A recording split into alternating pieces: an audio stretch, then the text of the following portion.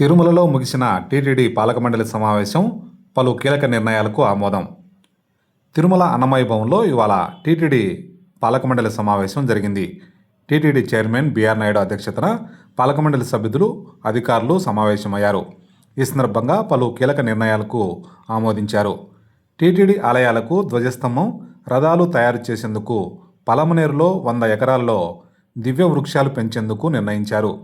తిరుపతిలోని శ్రీ పద్మావతి చిన్నపిల్లల హృదయాలయంలో అత్యాధునిక సౌకర్యాలు కల్పించేందుకు అదనంగా మరో 48 కోట్ల మంజూరుకు ఆమోదం తెలిపారు. టీటీడీ బోర్డు విద్యాశాఖ సబ్ కమిటీ ఇచ్చిన నివేదిక ఆధారంగా టీటీడీలోని 31 విద్యా సంస్థల్లో డిజిటల్ క్లాస్ రూమ్లు, సీసీ కెమెరాలు, కంప్యూటర్లు, అందుకు అవసరమైన సాఫ్ట్వేర్లు, అవసరమైన సిబ్బంది తదితర సౌకర్యాలను కల్పించేందుకు ఆమోదించారు. పలమనేరు దగ్గర ఉన్నటువంటి మన టీటీడీ ల్యాండ్లో 100 ఎకరాల్లో మనం ఈ ధ్వజస్తంభానికి సంబంధించినటువంటి చెట్ల పెంపకం కోసం ప్రణాళిక సిద్ధం చేస్తున్నాం. అది త్వరలోనే ప్రారంభిస్తామని చెప్పి తెలియజేస్తున్నాం. రెండవది, తిరుపతిలోని పద్మావతి చిన్నపిల్లల హృదయాలు ఏదైతే హాస్పిటల్ ఉందో దానికి కొంత ఇన్కంప్లీట్ ఉంది బిల్డింగు. సో అది అత్యాధునిక సౌకర్యాలతో దాన్ని తయారు చేయాలనేటువంటి ఉద్దేశంతో ఇంకో 48 కోట్లు శాంక్షన్ చేయడం జరిగింది. ఇక త్వరలోనే అది కంప్లీట్ చేసుకొని ఇనాగ్రేషన్ చేసుకోవటం కూడా జరుగుతుంది.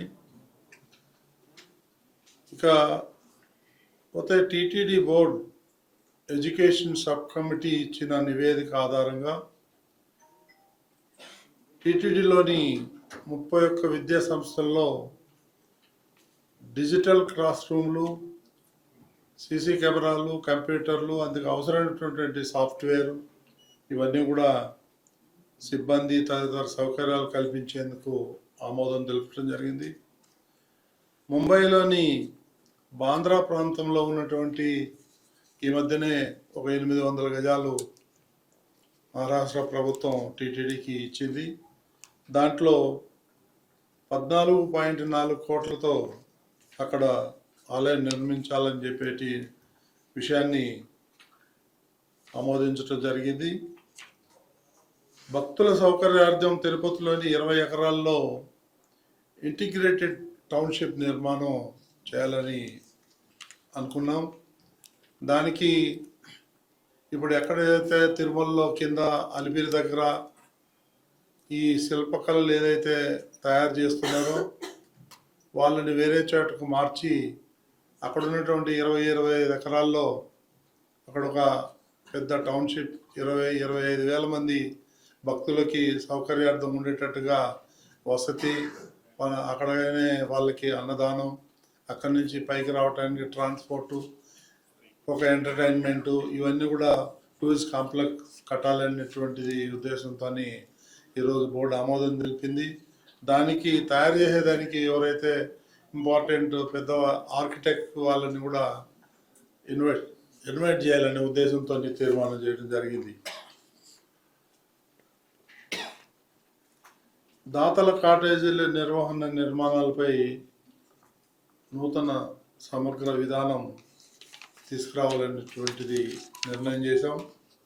అదేవిధంగా తిరుపతి జిల్లా తలకోనలో ఉన్నటువంటి సిద్ధేశ్వర స్వామి ఆలయం నిర్మాణ పనులు 2వ దశలో 14.10 కోట్లతో ఇప్పుడు మంజూరు చేయడం జరిగింది.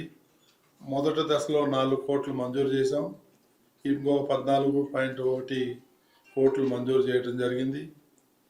తిరుపతిలోని పద్మావతి మహిళా డిగ్రీ కళాశాలలో ప్రస్తుతం ఉన్న 2100 హాస్టల్ సీట్ నుంచి మరో 270 సీట్లు అదనంగా పెంచాలనేటువంటి నిర్ణయం తీసుకోవడం జరిగింది. అదేవిధంగా టీటీడీ ఇంజనీరింగ్ విభాగంలో 4 కేటగిరీల్లో ఉన్నటువంటి 60 పోస్టులకు ఇప్పటికే నోటిఫికేషన్ ఇచ్చున్నారు. దాన్ని ఆధారంగా వాళ్ళని రిక్రూట్మెంట్ చేయటం కూడా జరుగుతుంది త్వరలోనే. ఇక తిరుపతిలోని టీటీడీ నిర్వహిస్తున్న నోట్ల రోడ్లైతే ఏదైతే ఉన్నాయో తిరుపతి అంటే ఆ, ఈ టెంపుల్ పైకి తిరుమలకు వచ్చే దారులు ఏవైతే ఉన్నాయో అవన్నీ కూడా రిపేర్లు చేయటం బ్యూటిఫికేషన్ చేయటం అవన్నీ కూడా టీటీడీ బాధ్యత తీసుకుంటుంది. దానికి అనుగుణంగానే ఈరోజు మనం ఈ తీర్మానం చేయటం జరిగింది. ఆ విద్యుత్ దీపాలు అయితే ఏముంది, రోడ్ల మరమ్మతులు ఏవైతే ఉందో అవన్నీ కూడా టీటీడీ చేయాలని చెప్పి నిర్ణయం తీసుకోవటం. ఇకపోతే శ్రీవారి పోర్టులో నిబంధనల మేరకు నూతనంగా 18 పోర్టు సూపర్వైజర్లని తీసుకోవటానికి ప్రభుత్వానికి నివేదిక పంపించాలని చెప్పి నిర్ణయం తీసుకోవడం జరిగింది. తిరుమలలోని రహదారులు, ప్రధాన కూడళ్ళు పేర్లను వైష్ణవి పురాణాలు, అల్వార్లు, అన్నమాచార్య సంకీర్తనలతో శ్రీవారి నామాలు తదితర పేర్లతో మార్చేందుకు కమిటీ ఏర్పాటు చేయడం జరిగింది. ఈ కమిటీలో జాతీయ సంస్కృతి విశ్వవిద్యాలయం దూర విద్యా కేంద్రం డైరెక్టర్ డాక్టర్ చక్రవర్తి రంగనాథన్, అన్నమాచార్య ప్రాజెక్టు ప్రత్యేక అధికారి మెడసాని మోహన్, పురాణ ఇతిహాస ప్రాజెక్ట్ ప్రత్యేక అధికారి డాక్టర్ డి ప్రభాకర్ కృష్ణమూర్తులతో కమిటీ ఏర్పాటు చేయడం జరిగింది. వాళ్ళు సూచనల మేరకు వాళ్ళు పేర్లు ఇచ్చినట్లయితే మనం ఇక్కడ తిరుమలలో ఉన్నటువంటి వీధులకి అందరికి కూడా ఒక్కొక్క పేరు పెట్టడం జరుగుతుంది. ఎందుకంటే భక్తుల సౌకర్యార్థం ఇది చాలా మంచి పరిణామం అని చెప్పి నేను తెలియజేస్తున్నాను.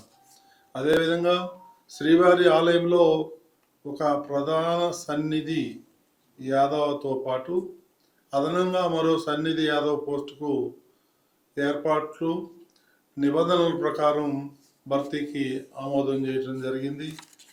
ఇకపోతే రాష్ట్ర ప్రభుత్వ జూనియర్ కళాశాల అమలులో ఉన్నటువంటి మధ్యాహ్న భోజన పథకం తరహాలో టీటీడీ ఎస్వి జూనియర్ కళాశాల, ఎస్విడబ్ల్యూ జూనియర్ కళాశాల, డే స్కాలర్ మధ్యాహ్న భోజనం వీళ్ళందరికీ కూడా మధ్యాహ్నం భోజనం అందించాలనేటువంటి నిర్ణయం కూడా తీసుకోవడం జరిగింది. టీటీడీ అనుబంధ ఆలయాల్లో పనిచేస్తున్నటువంటి 62 మంది అర్చక, పరిచారక, పోర్టు వర్కర్లు, ప్రసాద డిస్ట్రిబ్యూటర్లకు వేతనాలు పెంచాలని నిర్ణయం తీసుకోవడం జరిగింది. ఇందులో అర్చకులకు 25,000 నుండి 45,000, పరిచారకులకు 23,140 నుంచి 30,000కి, పోర్టు వర్కర్లకి 24,279 నుండి 30,000కి, ప్రసాదం డిస్ట్రిబ్యూటర్లకి 23,640 నుండి 30,000కు పెంచాలనేటువంటి నిర్ణయం కూడా తీసుకోవటం జరిగింది. ఇకపోతే తిరుమలలోను కాలిబాటలో ఉన్న పురాతన గల నిర్మాణం పరిరక్షణ కొరకు ప్రత్యేకంగా ఒక విభాగం ఏర్పాటు చేసి అనుభవం గల అధికారుల నియమానికి వాళ్ళకి ఆమోదం చేయటం కూడా జరిగింది.